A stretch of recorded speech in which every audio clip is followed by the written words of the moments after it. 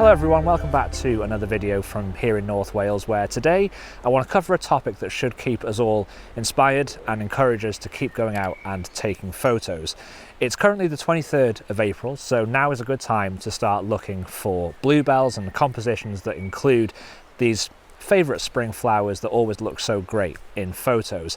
Bluebell season is typically around the middle to end of April up until the middle of May, so we're just coming into that time now, so can't necessarily guarantee we're going to get any bluebell shots today, but hopefully we'll at least be able to scout out a few compositions that we can revisit and come back to in the next couple of weeks. So if you were watching last week's vlog, I talked about some famous photography quotes and what we can take from those to keep us motivated, and there's a similar topic that I want to cover in today's video.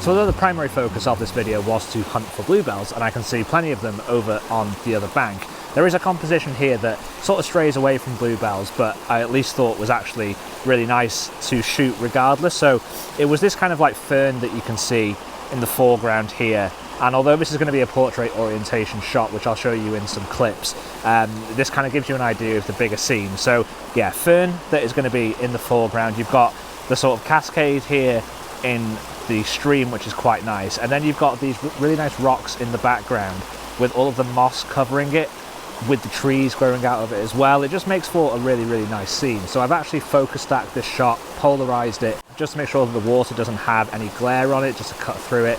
And yeah, I think it's a nice shot to get things started. It's definitely made me comfortable knowing that there are bluebells in flower, so as we carry on down the trail, I'm pretty hopeful that we're going to find something pretty nice.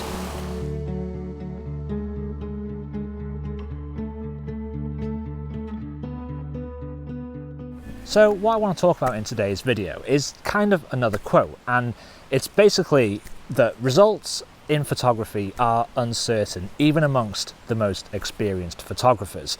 And that is definitely something that is important to keep in mind if you are going out with your camera, is that you can't always rely on the gratification of photography being about getting good photos at the end of every outing.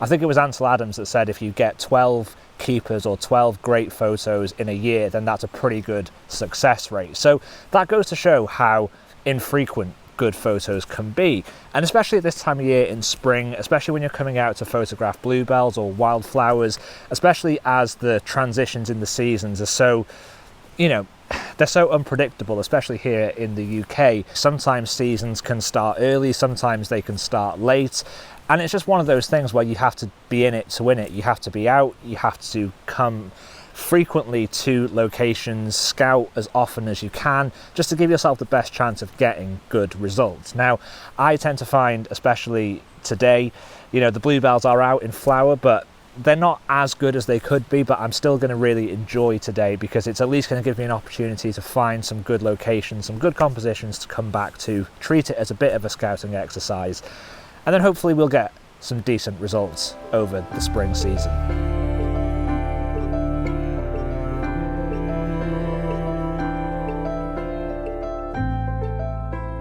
So this scene is a great example of how results are uncertain even with experienced photographers, because although the brief today was to come out and photograph bluebells, I'm still here taking photos of things that aren't bluebells. But this cascade and this little babbling brook just really grabbed my attention.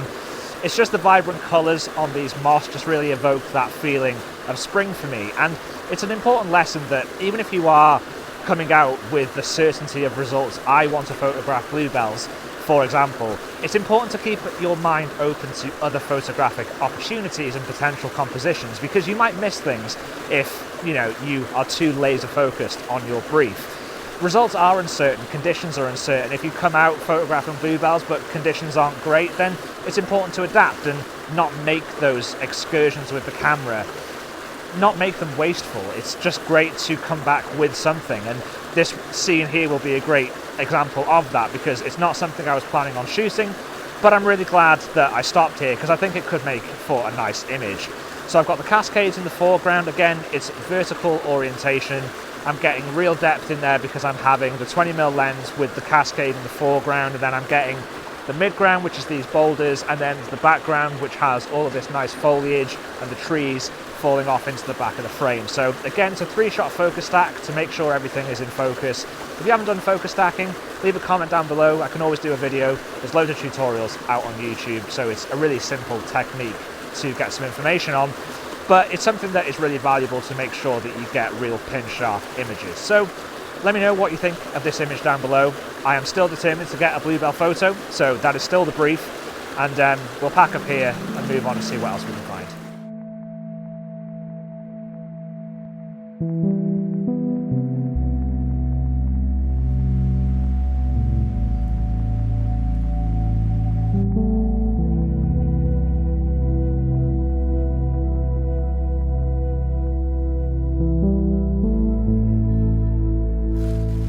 So we have finally found bluebells. There's just so many really nice scenes around here, and again, the title of this video all being about uncertain results even with experienced photographers, this is another good example, because although I found some really nice compositions, the conditions just aren't as I would like them to be. There's not quite enough light here at the moment, but it's still just an absolute joy to be out and experiencing this and just seeing all the vibrance in the colors. I'm definitely going to get a few shots, because even though the light isn't as perfect as it could be, I still think it makes it fantastic for photos. So I might not necessarily talk you through all compositions, because mainly the things that I want to focus on is getting that nice carpet of bluebells.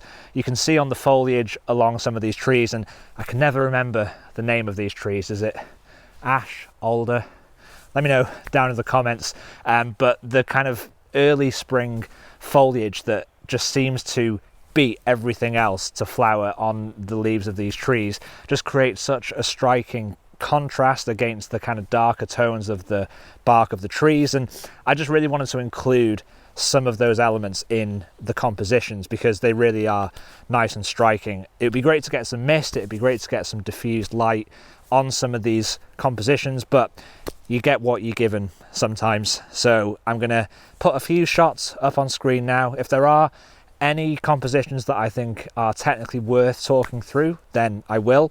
I think the main thing really when you have all of these just uniform trees is just getting that separation across all the trees. So if you're out photographing bluebells this spring, then I guess my number one tip is just making sure that all of your tree trunks have kind of as much separation from each other as possible.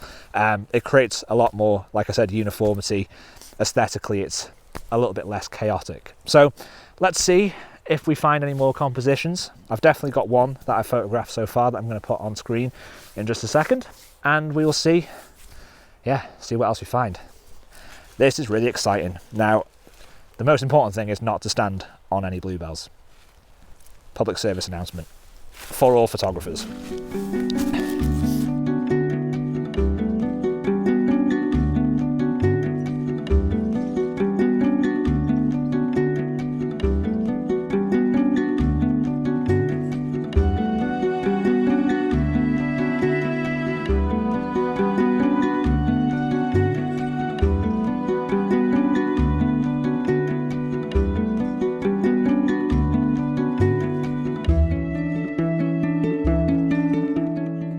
So results were definitely uncertain today. I like to think that I am an experienced photographer, but when you come out into the outdoors, you never really know what you're going to get. But the whole point of today's video is just to encourage you all to go out regardless.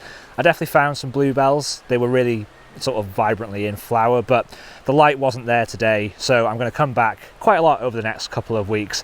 And that repetition will hopefully mean that although results will be uncertain, I'm more likely to get results that I'll be happy with just because of the frequency that I'll be going out. So I encourage you all to do the same. If you are going out to shoot bluebells, now is definitely the time to get started.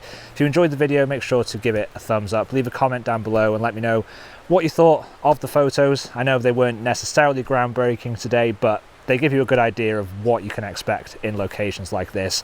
If you've enjoyed the video, hit subscribe, and I will see you all next week for another video.